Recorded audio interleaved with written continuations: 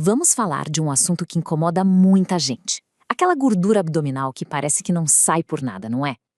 A gente vai desvendar hoje o porquê disso acontecer. E olha, a resposta pode não estar só no que se come, mas numa condição metabólica bem silenciosa, a chamada resistência à insulina. É uma situação que, olha, eu sei que é familiar para muita gente. A pessoa segue a dieta direitinho, se exercita com frequência, mas a barriga continua lá. É frustrante, não é?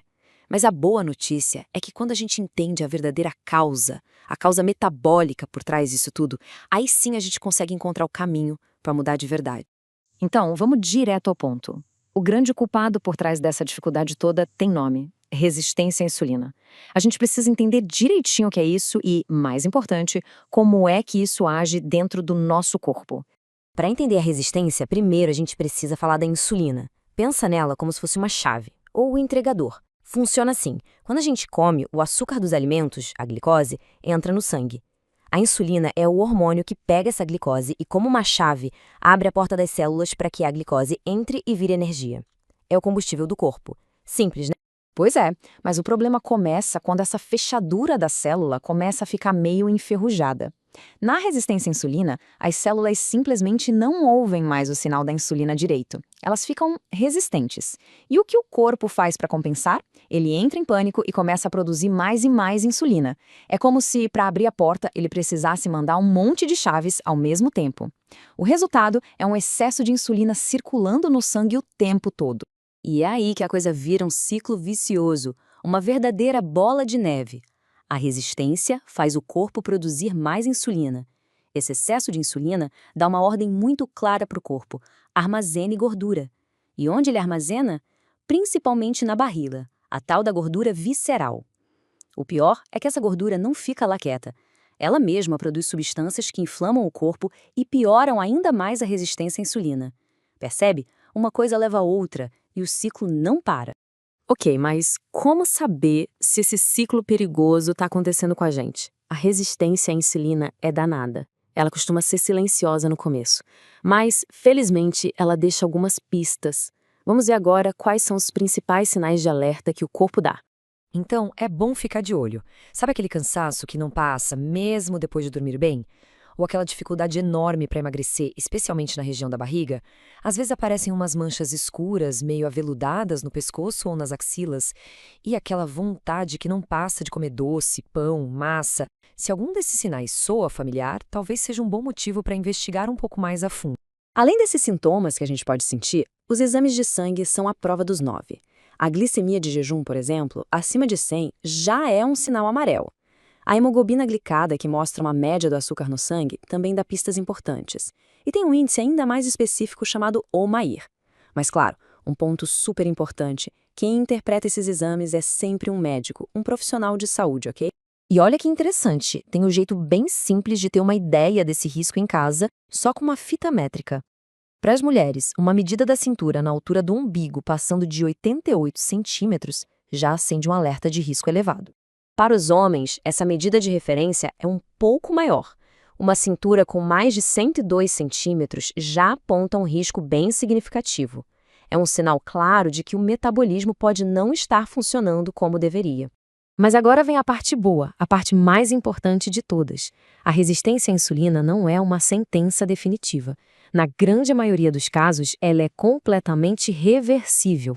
E não tem fórmula mágica. O que existe são estratégias baseadas em ciência que, se a gente aplicar com consistência, podem virar o jogo completamente. E o pilar de toda essa mudança, sem dúvida, é a alimentação. A gente precisa ter um objetivo bem claro: diminuir o consumo daquilo que faz a insulina disparar e, ao mesmo tempo, priorizar o que mantém o açúcar no sangue mais estável. Na prática, é reduzir pão branco, açúcar, doce, refrigerante e colocar no prato mais proteína, mais fibra e mais gorduras boas. Mas por que essa dupla proteína e fibra é tão poderosa? Vamos lá, a proteína dá mais saciedade, ou seja, a gente se sente satisfeito por mais tempo e isso ajuda a controlar a fome. Além disso, ela é fundamental para não perder músculo enquanto se emagrece. Já as fibras, elas são fantásticas. Elas funcionam como uma espécie de freio na digestão, fazendo com que o açúcar dos alimentos seja absorvido mais lentamente. O resultado? Nada de picos de glicose e insulina. É a combinação perfeita. Junto com a comida vem o exercício, e ele é um aliado, olha, incrível. Sabe por quê?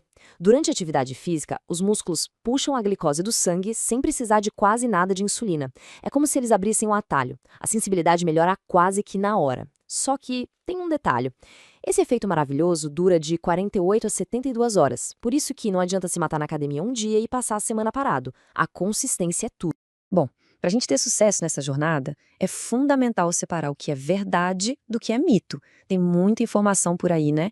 Então vamos esclarecer alguns pontos bem comuns sobre perder gordura na barriga. Vamos começar com um clássico. O mito de que fazer centenas de abdominais vai queimar gordura da barriga. Gente, isso não acontece. Abdominal é ótimo, fortalece os músculos do abdômen, deixa a região mais firme, mas ele não tem o poder de queimar aquela camada de gordura que fica por cima do músculo. A verdade é a seguinte: a gente não escolhe de onde o corpo vai tirar a gordura.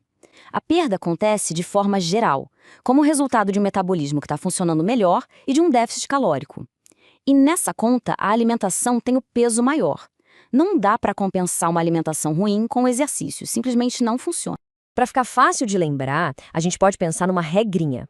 70% do resultado vem da alimentação, 30% do exercício.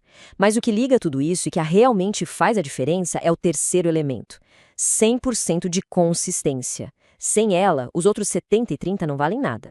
E como é que a gente consegue ser consistente criando hábitos? Esquece aquela ideia de dieta super radical que ninguém aguenta por mais de uma semana.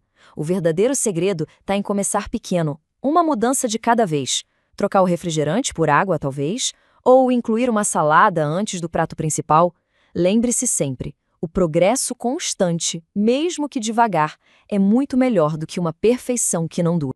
Resumindo tudo que a gente conversou, a resistência à insulina é sim um desafio sério que afeta muita gente. Mas, e esse é o ponto principal, ela não precisa ser o fim da linha. Com as estratégias corretas, focando na alimentação, no exercício e, acima de tudo, na construção de hábitos sustentáveis, é totalmente possível virar esse jogo e recuperar a saúde do nosso metabolismo. Para a gente fechar, fica uma reflexão. Não é preciso virar a vida de cabeça para baixo da noite para o dia. O mais importante é dar o primeiro passo. Pensa aí, qual pequena atitude pode ser tomada ainda hoje? Talvez beber um copo de água a mais ou fazer uma caminhada de 10 minutinhos depois do almoço? Qual pode ser esse pequeno passo que começa a transformar a saúde metabólica a partir de agora? A decisão é o começo de tudo.